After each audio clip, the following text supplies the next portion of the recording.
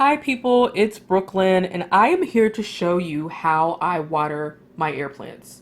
You're going to need a paper towel, a room temperature bottle of water or distilled water, shouldn't be tap water. And you will need, of course, air plants as well as containers that the air plants can fit into. I'm just using some, like a little tiny jar drinking glass and another kind of small glass. And you can see that the plant fits down nicely into it. So what we want to do first is we want to make sure that our water is room temperature.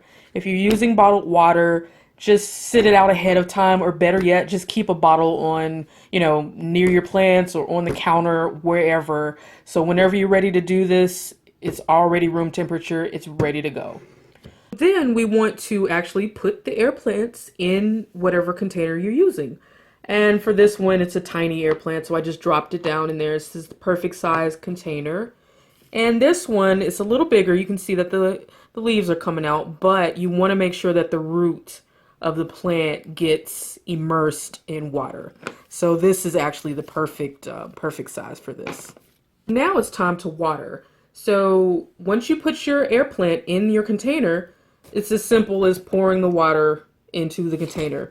And you want to make sure that the container is big enough so that you can pour enough water in to completely submerge the air plant when possible. So this one, I've got it completely submerged. You can see the roots there. The whole plant is submerged. And this one, at least I've got the roots there. If you want to submerge the whole plant, you can do that. I used to do that, but now I just submerge the root. When I first got the air plant, and for a few times after that, I actually submerged the whole thing just to kind of bring it back to life. After you submerge your air plants in water, you just let them sit. I let mine sit for a few hours, maybe about like 3 hours or something like that. And I do this once a week. Once the 3 hours is up, it's just as simple as removing the air plant from the container, shaking off the excess water. I actually just like to turn it upside down.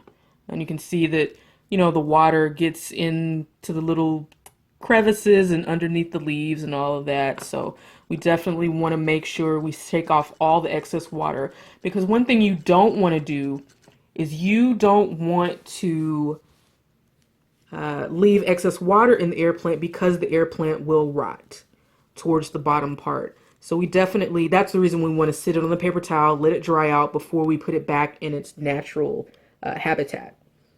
So that one, shake all the excess water out of that one to make sure. Okay, that one's good to go. So I just leave it sitting there. And I let it sit there for probably a couple of hours. So once we've taken it out of the container, shaken all the excess water off, we're just going to let it sit, let it dry out for at least a few hours. You can, double check, and if it still feels damp near the roots, just, let it continue to dry out. Let's do this one now. Again, we're going to shake all the excess water out as much as we can get out. And then we're going to turn it upside down. Make sure that all the excess water is shaken out. Okay, that should be good. And then just sit it on the paper towel. That's all you have to do.